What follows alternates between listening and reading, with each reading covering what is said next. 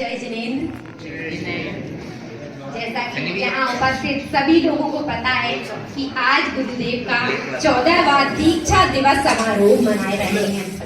14वां, आज से ठीक 14 वर्ष पहले गुरुदेव ने दीक्षा धारण की थी। और एक दिगंबर मुनिराज जब दीक्षा धारण करता है तो मनुष्य लोक के मनुष्य नहीं, स्वर्ग लोक के देवता भी उनके चरणों में नतमस्तक होते हैं। चारों तरफ से, चारों दिशाओं से सारे देवतागण भी एक दिगंबर साधु को अपनी तरफ से नमोस्तु करने खड़े हो जाते हैं कि हे गुरुदेव, जिस तरह अपने जीवन में आपने संयम को धारण किया है, एक दिन हमें भी ऐसा अवसर आए कि हम भी इस मनुष्य लोक में जन्म लें और इसी संयम को धारण करें और दीक्षा को ग्रहण करें और अपना मोक्ष मार्ग प्रशस्त करें, मोक्ष को पद को प्राप्त करें। गुरुदेव की इच्छाएं सही तरीके से हम पूर्ण नहीं कर पाए, हमसे छोटी मोटी गलतियां जरूर हुई है गुरुदेव के सानिध्य में रहती है। ये बात मैंने भी महसूस की है और आप सभी ने भी महसूस की होगी।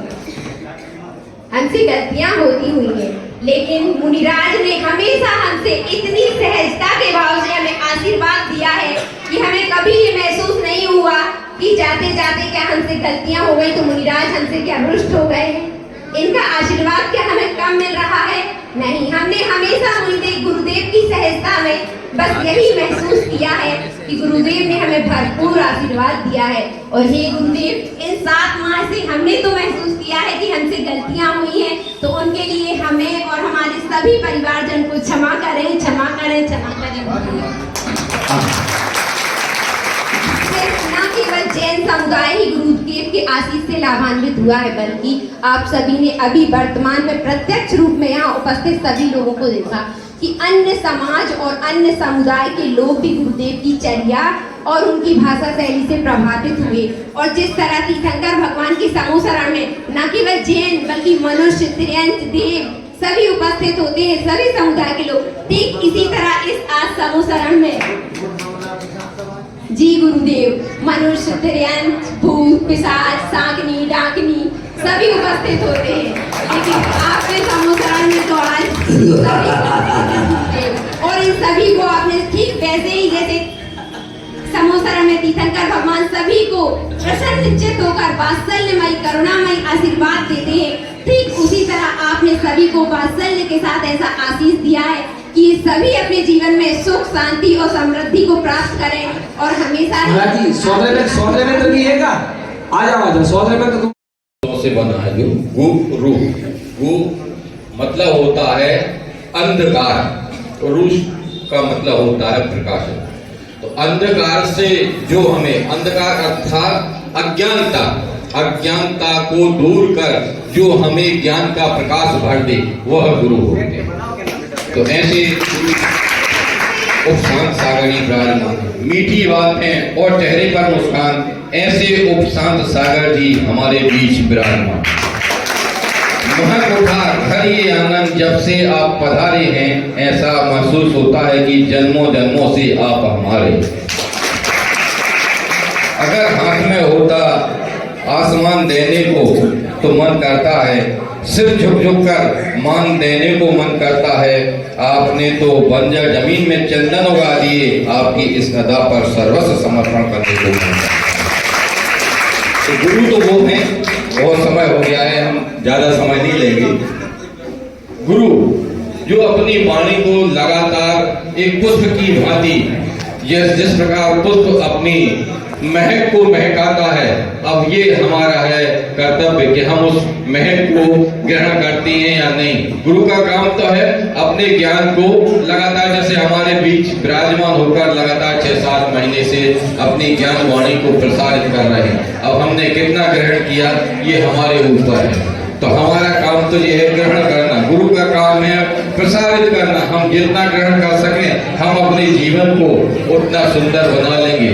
जिस प्रकार गुरु जी ने आज से 14 वर्ष पूर्व इस रत्नत्रय को धारण कर अपना जीवन धन्य कर लिया और उन्होंने लगातार हमारे बीच में रहकर हमें भी उस रत्नत्रय के मार्ग पर चलने के लिए निरंतर अपनी सुबह दोपहर शाम अपनी वाणी को हम सभी के बीच में प्रसारित किया है। और हमने जितना लाभ उठाया हो उसका परिणाम हम अपने जीवन को धन्य करने के लिए कर सकते हैं। उनकी वाणी से हम भी रत्नत्रय को धारण करें और अपना जीवन को धन्य करें, यही मैं अपनी वाणी को विराम देता हूँ। और हमारे बीच में विराजमान अभिषेक भैया जी के ये दो शब्द हैं, सुनकर करने अनसुना ऐसी उनकी आवाज नहीं है, किसी महफिल में छुप जाए ऐसी उनकी आदत नहीं है, मिलकर भूल जाए ऐसे उनके अल्फाज नहीं, सूरज से चमकते हैं किसी परिचय के मोहताज नहीं है।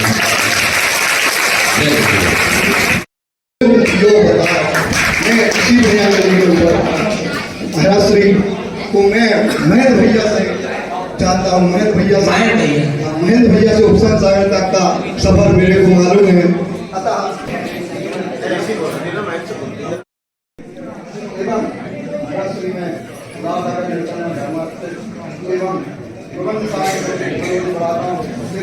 हम सभी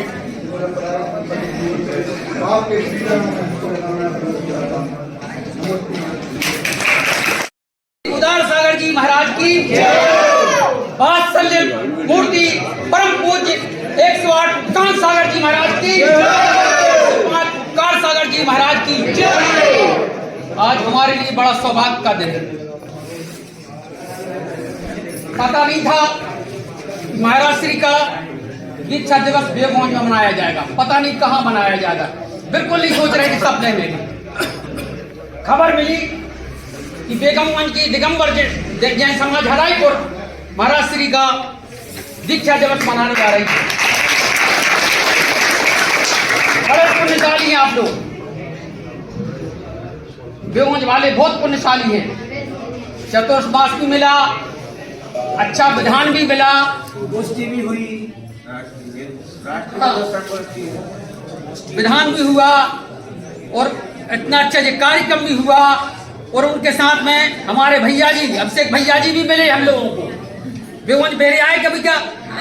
कभी आए होंगे ऐसे, लेकिन अब 8 दिन के लिए आए थे और फिर आए और उम्मीद है बार बार आएंगे, क्योंकि उपसान सागर महाराज जी का उनको आशीर्वाद मिल चुका है। अब हम अपनी बता दें, परम पूज्य उपसान सागर महाराज जी सुल्तानगंज पे से निकल रहे थे, जा रहे थे, बिहार चल रहा था। सुल्तानगंज में एक दिन रुके। महाराज जी का पता नहीं क्या प्रभाव है, ऐसा चुंबकीय आकर्षण है उनका कि जो भी मिलता है खिंचा चला जाता है। एक दिन को आए थे, वो आए, हम लोगों ने आग्रह किया, महाराज जी ने कहा कि आएंगे। देखो हम लोगों का पुण्य, महाराज जी का आशीर्वाद मिला, हम लोगों को चतुर्मास मिला। चतुर्मास में महाराज जी के द्वारा बहुत प्रभाव न की गई, और खास तौर से ऐसे लोग जो कभी मंदिर तक नहीं आते थे, कभी मंदिर तक नहीं आते थे, देखते नहीं थे भगवान जी कहाँ बैठे हैं, लेकिन पूज्य श्री का ऐसा आशीर्वाद मिला कि आज वो लगातार पूजन कर रहे हैं। हमारे मंदिर का आकर्षण है।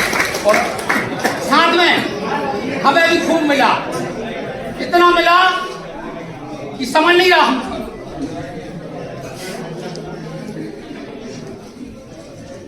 आपको एक बात और बता दें, महाराज जी की एक विशेषता और है, जो मिलता है इनका हो जाता है, पक्का है। और लोग समझते हैं, कुछ तो ये समझते हैं कि महाराज हमारे दोस्त हैं, महाराज जी पीठ रख के चलो भाई साहब। महाराज जी को कोई झाड़ू लगा रहा, कोई चल रहा, कोई दौड़ रहा, महाराज श्री सबको आशीर्वाद दिया, खूब आशीर्वाद दिया। और इतना आशीर्वाद दिया कि आज हमारा सुल्तानगंज जैन मंदिर और सुल्तानगंज समाज बहुत तरक्की कर रही है। आपका आशीर्वाद खूब मिला। आप ईश्वर से प्रार्थना करते हैं कि महाराज श्री आपको तो मोक्ष मिलना ही है, पक्का है। अभी भैया जी बता रहे थे कि मिलना ही पक्का है। तो महाराज जी हम जो सब बैठे हैं, निश्चित है जब आप अनंत बनेंगे तो आपका जो समोसन जाएगा उनमें हम सबको गलघर बैठा के बना के